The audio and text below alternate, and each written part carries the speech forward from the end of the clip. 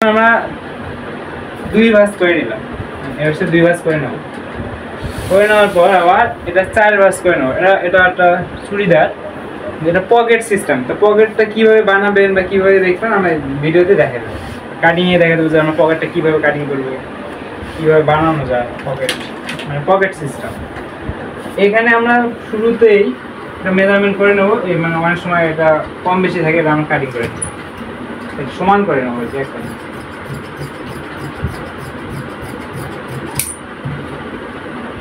এখান থেকে আমাদের চুড়িদারের মেজারমেন্ট আছে 38 ইঞ্চি, এখানেও আমরা বাদ দেবো 6 ইঞ্চি।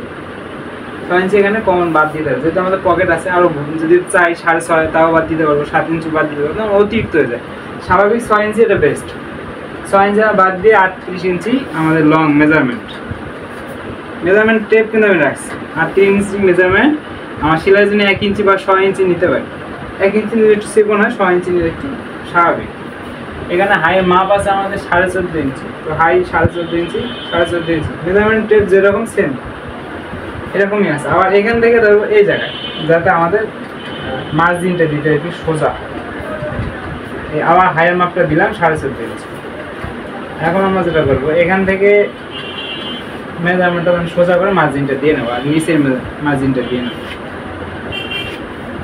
এখানে আমাদের মুখটা মানে এই জায়গাটা মুখটা হবে 9 ইঞ্চি, তাহলে 4.5 ইঞ্চি আমরা দেবো। ফিটিং এটা অনেকটা ফিটিং। 16 ইঞ্চি দেখতেছি যে আমাদের কাপড়ে 16 ইঞ্চি আসে না, যেহেতু কাপড়ে 16 ইঞ্চি আসে না, 15.5 আসে, 15.5 আমরা দেবো, যেহেতু কাপড়ে আসে না। এখন এই জায়গায় যে ফিটিংটা রানের নিচে যে ফিটিংটা, এখানে 11 ইঞ্চি আছে, আমরা 11 ইঞ্চি দিয়ে দেবো। এটা জামার মাপ অনুযায়ী। আর নিচে যেহেতু লুজ, এটা এখানে 8 ইঞ্চি মেজারমেন্ট আছে, আর 8 ইঞ্চি 7 ইঞ্চি দিয়ে দিলাম এই জায়গায়। আর এখান থেকে আমরা শেপ পুরো শেপ ব্যবহার করবো। চুড়িদার পায়জামা সব মানে শেপ কাটের ফুল শেপটা ব্যবহার করতে হবে। এখান থেকে ফুল শেপটা ব্যবহার করতে হবে, মানে ফুল শেপ।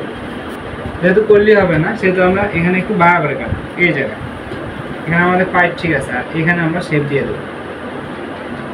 এই শেপটা কাটলে কল্লি যা সেলোয়ারের মতো আর কি, যে সেলোয়ার কল্লি লাগে সেই সেলোয়ারের মতোই হবে। আর এখানে আমরা বাড়া করে মার্জিন করে দিচ্ছি।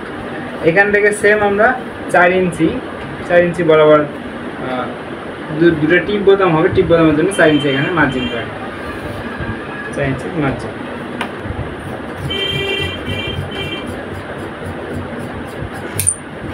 অ্যালাউন্স উপরের দিকে অ্যালাউন্স তেমনটা থাকে না, ওই জন্য অ্যালাউন্স এদিকে আমরা প্রায় 1 ইঞ্চি 1 ইঞ্চি আস্তে আস্তে এখান থেকে আস্তে আস্তে অ্যালাউন্সটা একটু বাড়াবো, কিন্তু 1 ইঞ্চি উপরে অ্যালাউন্স রাখবো না।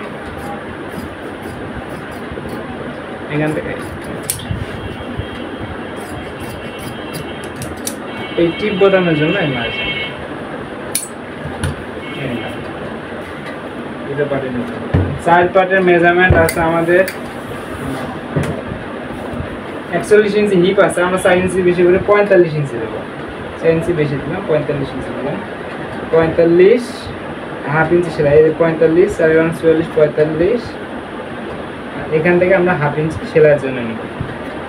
এখান থেকে নিয়েছিলাম 6 ইঞ্চি বাদ দিচ্ছি, তাহলে আমাদের এখানে 2 ইঞ্চি আরও বেশি নিতে হবে, 6 দিয়ে 8 ইঞ্চি নিতে হবে। টোটাল রাবার সহ 8 ইঞ্চি নিতে হবে।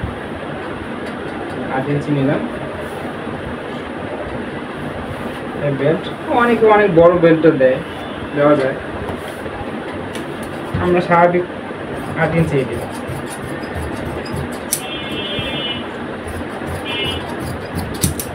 নিলাম পকেটের জন্য প্রথমে মেজারমেন্ট ছাড়া আমরা একটু পকেটের শেপ কাটিং করে নিই। এই পকেটটা খুব ভালো চলে। এখান থেকে পকেটটা আমরা 5 ইঞ্চি রাখবো, নিচে সেলাইয়ের জন্য 5 ইঞ্চি বা 5.5 ইঞ্চি আমরা রাখতে পারি পকেটটা। দেখা যায় যে এখান থেকে 5.5 ইঞ্চি, 5.5 ইঞ্চি। এখান থেকে সেলাইয়ের জন্য আমরা একটু এক্সট্রা কাপড় রাখবো পকেটের সেলাইয়ের জন্য। এই সিস্টেমে পকেটটা কাটিং করবো। এটা আমাদের হবে পকেট সেলোয়ারের।